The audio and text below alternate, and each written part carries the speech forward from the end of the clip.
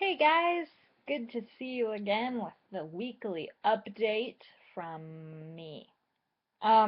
So before I get too crazy, I want to go ahead and answer your questions, Kristen Falls, so I don't forget. Number one, do I stretch? No, not at all. I do not stretch at all. Which is kind of a bummer because I've taken a couple of weight training classes at BYU and additionally some like sports classes like jujitsu, soccer, volleyball, classes like that. And I just took a nutrition class just this last semester. And in every single one of those classes, they recommend stretching every single day. So, like they say, do cardio 5 days a week and do weight training 2 days a week at least. But they do say do stretching every single day. So my guess would be because um, the government does actually do some legitimate research on nutrition and exercise and whatever, that stretching would have a very positive effect on your overall wellness and fitness. So, though I cannot personally attest to the benefits of stretching, though I'm sure they are many, um, I think it's probably a good thing that you're doing it and that you're doing it a lot. As far as pedometers are concerned, I know that cost is a big concern for you right now, and it's actually pretty awesome because iTunes does offer a lot of free apps that work with the accelerometer in your iPhone, and they're free. Like I know the Argus app, for example, tracks your steps, and I used that while I was in Russia because I couldn't use my Fitbit because to use your Fitbit you need an internet connection, and I didn't have an internet connection for my first couple weeks there that was consistent, and so the time was off on my Fitbit, and since I was so far in time zones, it would think it was a completely different day, so it was really hard for me to accurately track my steps using my Fitbit at that time. So I use that app and I like it, but I would definitely say the Fitbit is by far the best fitness purchase that I have ever made. It's the most accurate pedometer that I've ever used. I'm sure there's probably more accurate pedometers out there because there are a lot more expensive pedometers available. But what I really like about the Fitbit is that it gives you a holistic view of kind of how you're doing because it connects with a lot of apps. So, for example, it connects with MyFitnessPal and it shows me exactly how many calories I'm burning through my Fitbit and how that's going to affect my weight today and in the long run, which is really cool. And I also, on my Fitbit, it live tracks my calories so it can tell me if I'm above, right on target, or below my calorie count, depending on how many steps I've taken for that day and how much weight I want to lose. So those are really cool things is the app integration I really like. I also really like that it integrates with my scale so that I'm seeing live time, yes, how many steps I'm taking, how that affects what I weigh. And it measures body fat, which I've already talked about in a couple of videos beforehand, is ultimately a lot more important to me than the actual number on the scale. I mean, the number on the scale is important, don't get me wrong, but um, I think the body fat percentage is going to be ultimately a lot more important than what I'm just going to see on the scale. So, those are the reasons why I like the Fitbit. Now, the cheapest Fitbit is, I think, in the neighborhood of $50 to $60. Sometimes you can find coupons on it, which is really cool. And definitely Amazon is the best place to go. Or Target. If you have a 5% off Target card, because yeah, you get 5% off with the Target card, then you can get a pretty decent deal on it. But yeah, it is a bit of an investment, but for me, it's been a worthwhile investment. In fact, I've bought three of their pedometers. So I really, really, really, really, really like them. And yeah, it's cool. You can compete with friends. Like my sister and I, we used to compete on who could walk the most steps in a day and everything else. And that was really fun and added bonus. You could do it with MJ. It would be cool. Anyway, so those are my 2 cents on those things. As far as weight loss goes this week, well, confession, I still haven't stepped on the scale. I need to. I'm gonna do it tomorrow. I was gonna do it tonight because I know tonight's my weigh-in day, but I haven't weighed myself in several weeks.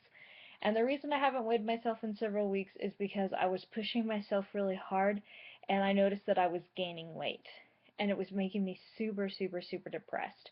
So the past couple of weeks, I've just kind of let myself go.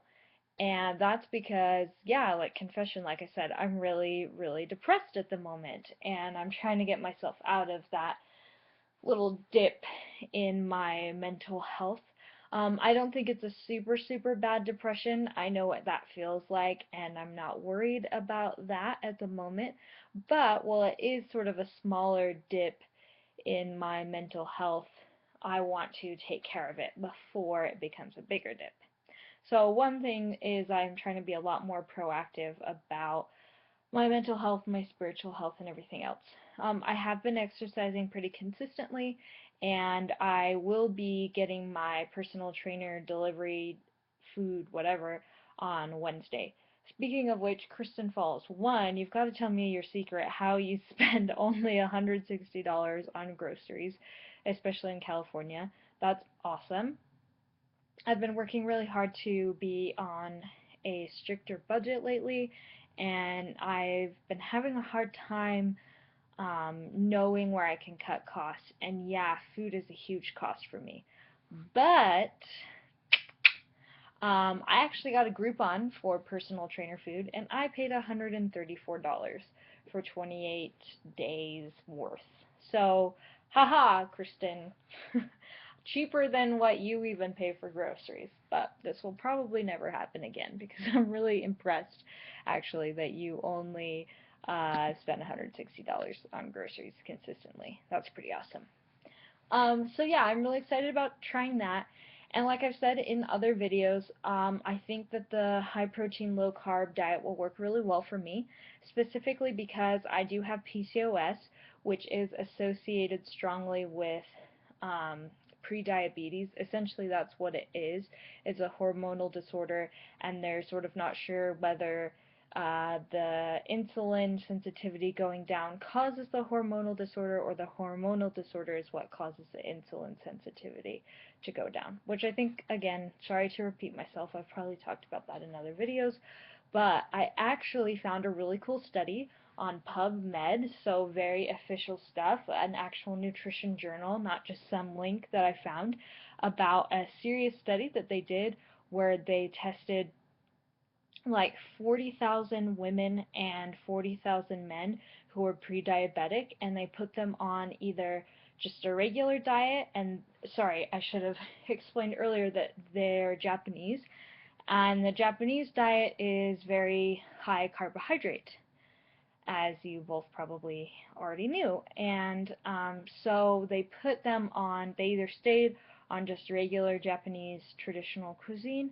or they went on to a low carbohydrate, high protein diet. They actually found significant association, which is even a stronger word than correlation, between the people that did not end up getting type 2 diabetes and those who were on that high protein, low carbohydrate diet.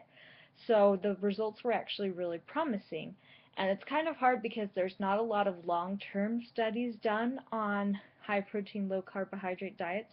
So it's hard for them to say, scientists to definitively say, okay, these diets are healthy or these diets are not healthy. But the fact that it specifically benefited people who kind of have the same health struggle as I do was really exciting for me. So I'm excited to try that out.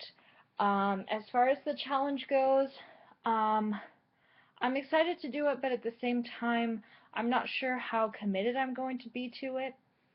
I want to be committed to it, but as you both probably understand, it's really hard to commit to things when you're depressed and you sometimes function at only a minimum, you know, output.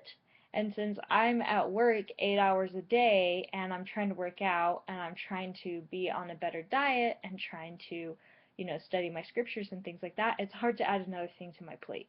So I'm going to do the best that I can to participate in it, but I can't really say that I'm going to go all out because I know mentally I just don't really have those resources at the moment. And that's okay. I mean, that happens and I know I'm going to get back on my feet.